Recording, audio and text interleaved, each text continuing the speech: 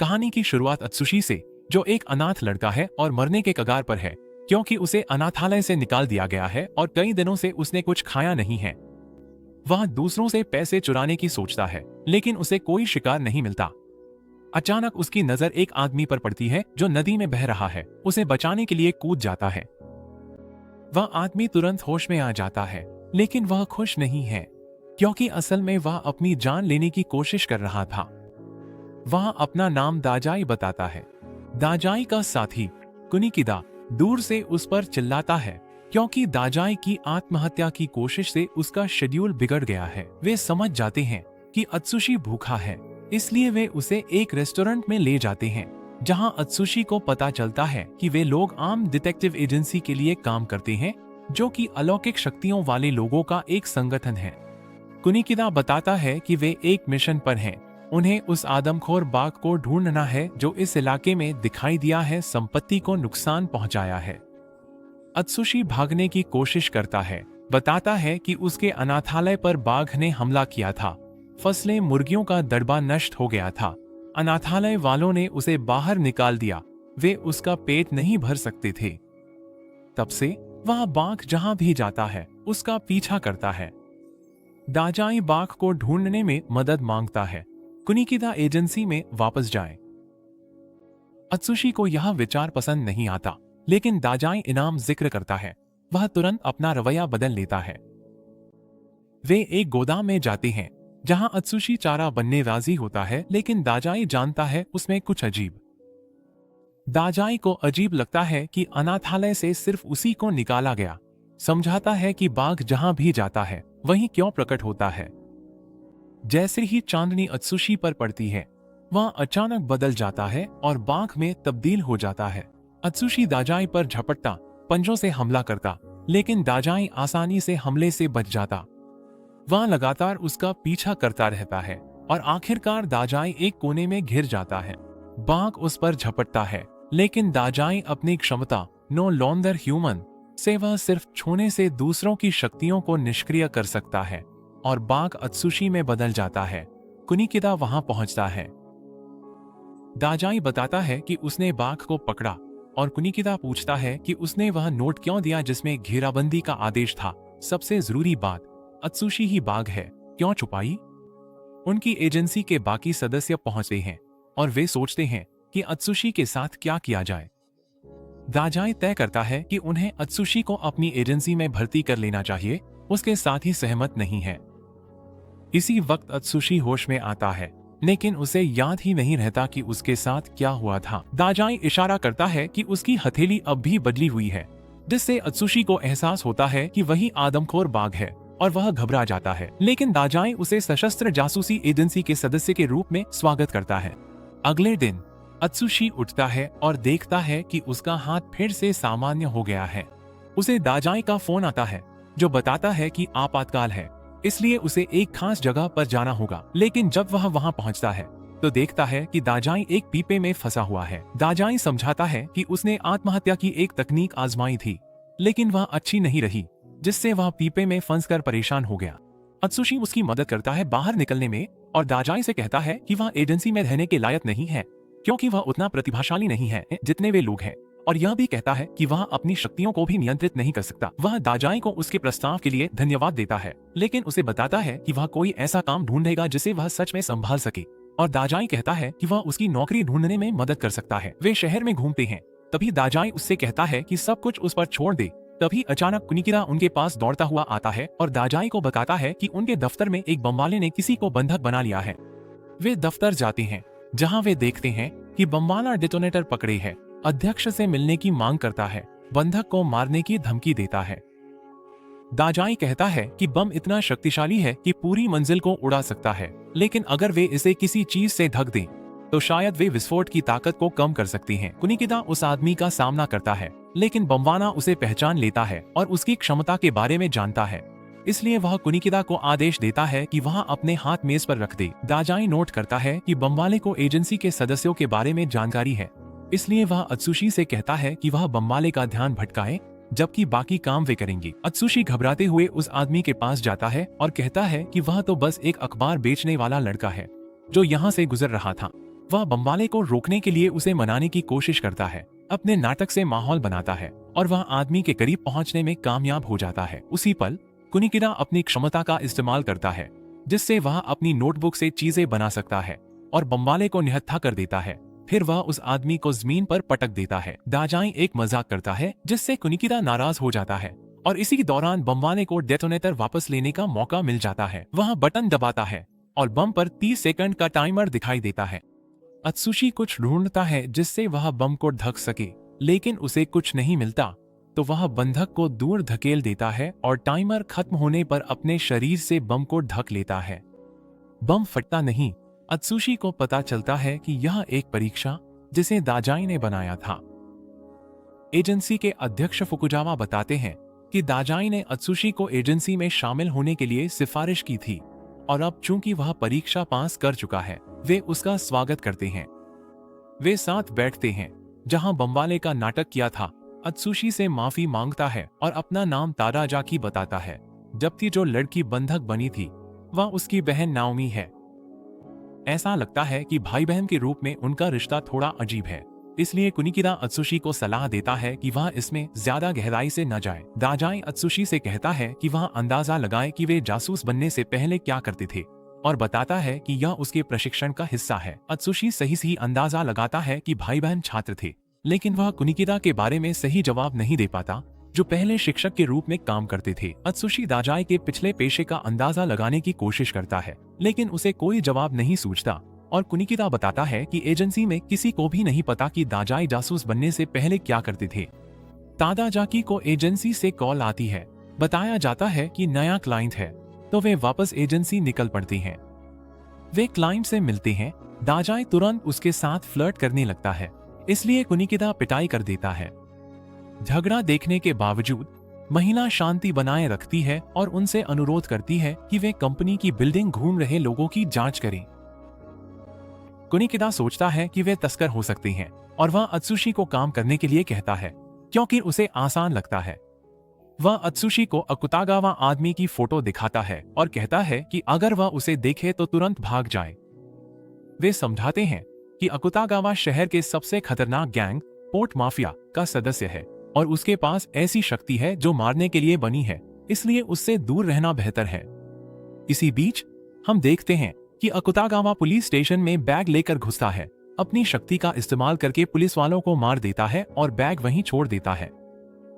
जैसे ही वह बाहर निकलता है, बैग में विस्फोट हो जाता है और वह अपने बॉस को बताता है कि काम हो गया है। अत्सुशी और भाई बहन अपने क्लाइंट का पीछा करते हैं और वह उन्हें एक अंधेरी गली में ले जाती है, जहां वह खुलासा करती है कि वह पोर्ट माफिया की सदस्य है, जिसका नाम है हिगुची। वह अकुतागावा को बुलाती है और अपने हथियारों से उन पर गोलियां चलाती है, जिसमें नाओमी घायल हो जाती है, जो अपने भाई को बचाने के लिए आगे आ गई थी। हिगुची जब तनिजाकी के सिर पर बंदूक तानती है तो तनिजाकी घबरा जाता है, लेकिन वह अपनी शक्ति का इस्तेमाल करता है, जिससे आसपास का इलाका एक स्क्रीन में बदल जाता है।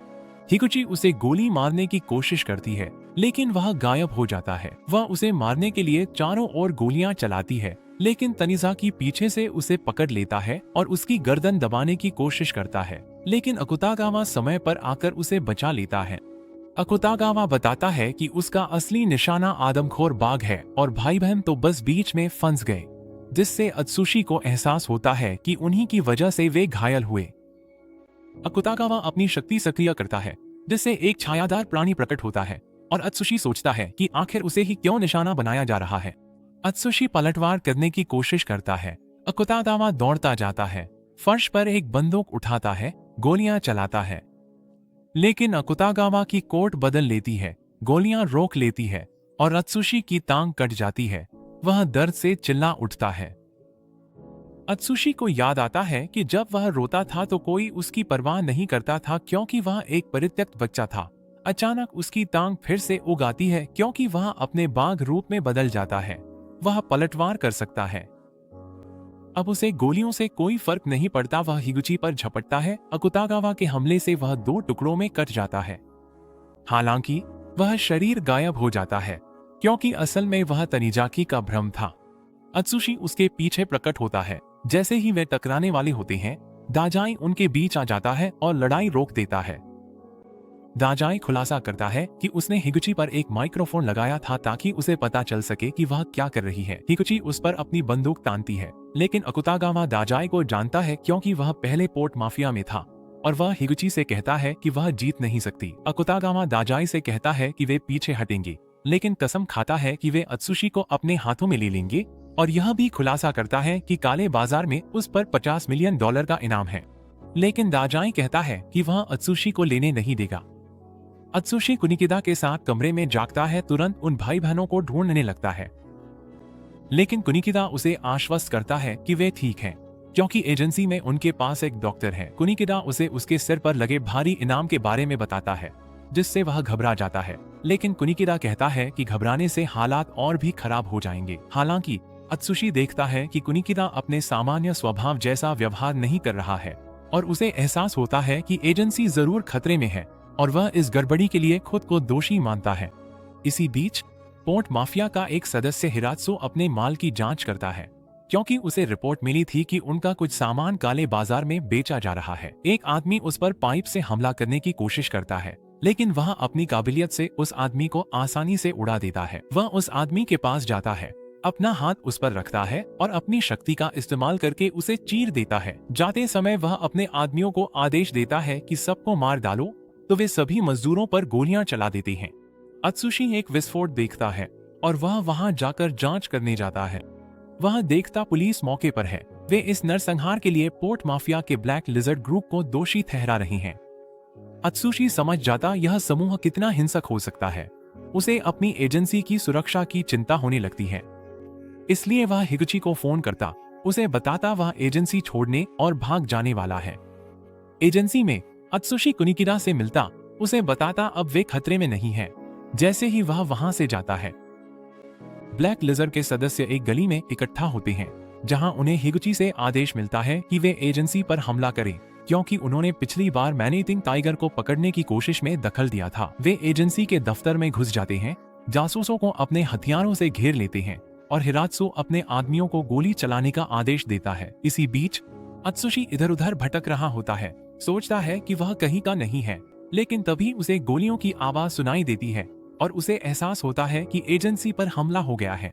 इसलिए वह सबकी चिंता करते हुए वापस दौड़ता है। लेकिन जब वह दफ्तर लौटता है तो उसे पता चलता है कि जासूसों ने ब्लैक लिजर्ड ग्रुप को आसानी से हरा दिया, जिससे अत्सुशी हैरान रह जाता है, क्योंकि उसे लगा था कि ब्लैक लिजर्ड ग्रुप एजेंसी के लिए खतरा है। अपने दुश्मनों के साथ क्या करें यह न जानकर जासूस लापरवाही से उनकी लाशों को खिड़की से बाहर फेंक देते हैं, जिससे अत्सुशी को लगता है कि एजेंसी पोर्ट माफिया से भी ज्यादा हिंसक है। कुनिकिदा उसे डांटते हैं कि वह क्यों चला गया था और कहते हैं कि उसे मदद करनी चाहिए क्योंकि वह एजेंसी का सदस्य है। अत्सुशी रो पड़ता है जब उसे एहसास होता है कि उसे आखिरकार अपनी जगह मिल गई है। जब वे अपना दफ्तर साफ कर रहे होते हैं तो एक जासूस जिसका नाम रानपो है कहता है कि वह एक हत्या के मामले में मदद करने जा रहा है और दावा करता है कि उसकी सुपर डिडक्शन क्षमता देश में सबसे बेहतरीन है। रानपो घमंड से घोषणा करता है कि उसकी क्षमता ही एजेंसी को महान बनाती है, लेकिन उसके साथी उससे सहमत नजर आते हैं और उसकी तारीफ करते हैं। अत्सुशी रानपो के मिशन में उसके साथ जाता है। उसे यह जानकर हैरानी होती है कि रानपो खुद वेन्यू तक नहीं पहुंच सकता, उसे दुनिया के बारे में कुछ भी पता नहीं है। वे अपराध स्थल पर पहुंचते हैं, जहां उनकी मुलाकात जासूस मिनोरा से होती है, जो उन्हें बताता है कि उनकी जरूरत नहीं है। वह उन्हें एक महिला के अवशेष दिखाता है जिसे नदी में तैरता हुआ पाया गया था। जब वे केस पर चर्चा कर रहे होते हैं, दाजाई नदी में बहते हुए एक जाल में फंस जाता है और वह भी घटनास्थल पर उनके साथ शामिल हो जाता है। मिनोरा को विश्वास नहीं है कि रानपो के सुलझा सकता है, लेकिन रानपो दावा करता है कि वह अपनी क्षमता से इसे तुरंत सुलझा सकता है। अधिकारी सुगिमोतो सुझाव देता है कि यह माफिया की हत्या थी क्योंकि उसकी छाती में 3 गोलियों के घाव थे, लेकिन दाजाई असहमत है। वह कहता है कि माफिया का हत्या करने का तरीका इससे कहीं ज्यादा क्रूर होता है। मिनोरा देखना चाहता है कि रानपो क्या कर सकता है, भले ही सबूतों की कमी हो, इसलिए वह अपने चश्मे पहनता है, जिससे उसकी क्षमता सक्रिय हो जाती है और वह तुरंत निष्कर्ष निकालता है कि हत्यारा सुगिमोतो ही है। मिनोरा को उस पर विश्वास नहीं होता, तो रानपो सुगिमोतो से कहता है कि वह अपनी बंदूक दिखाए।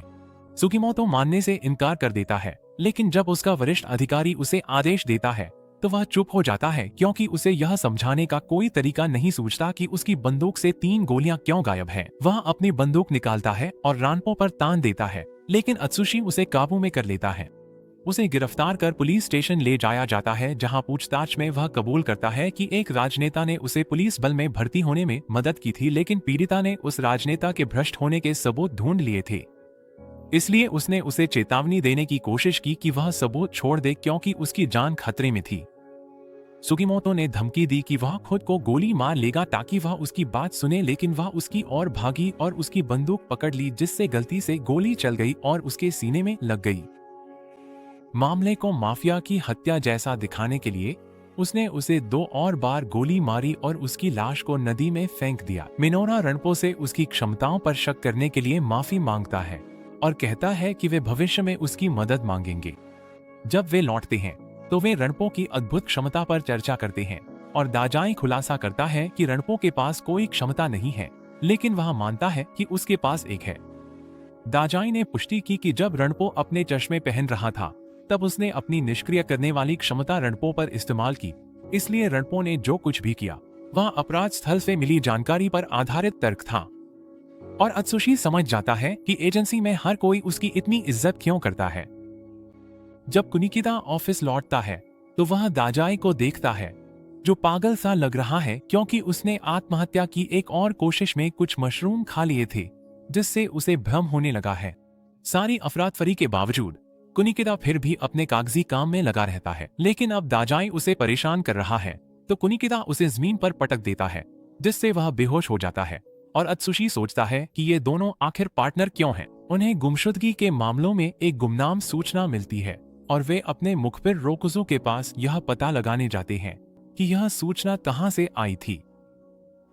रोकुजो उन्हें बताता है कि यह सूचना अज्योर मैसेंजर से आई है, लेकिन वे नहीं जानते कि अज्योर मैसेंजर कौन है, इसलिए कुनिकिदा चाहता है कि रोकुजो इसकी जांच करे। वे उस छोड़े गए अस्पताल तक टैक्सी से जाते हैं जिसका जिक्र सूचना में किया गया था, और टैक्सी ड्राइवर भी उनका एक और मुखबिर होता है। मुखबिर उन्हें 2 लोगों की तस्वीरें देता है जो गायब होने से पहले की हैं, और दावा करता है कि उसने उन्हें अगवा होने से पहले देखा था। वे उस छोड़े गए अस्पताल पहुंचते हैं जहां वे एक लड़की को देखते हैं जो एक एक्वेरियम में डूबने वाली होती है, लेकिन कुनिकिदा उस पर गोली चला देता है जिससे वह बच निकलती है। लड़की अपना नाम सासाकी बताती है, उसे याद नहीं वह कैसे पहुंची। सासाकी उन्हें बताती है उसने इमारत में और आवाजें सुनी थी, इसलिए उसे लगता है और लोग हो सकते हैं। वे इधर उधर देखते हैं और एक कमरे में कुछ आदमियों का समूह देखते हैं, लेकिन बेबस होकर देखते हैं कि उन आदमियों को जहरीली गैस से मार दिया जाता है। अगले दिन खबर आती है कि दुश्मन की योजना उनकी एजेंसी का नाम खराब करने की थी।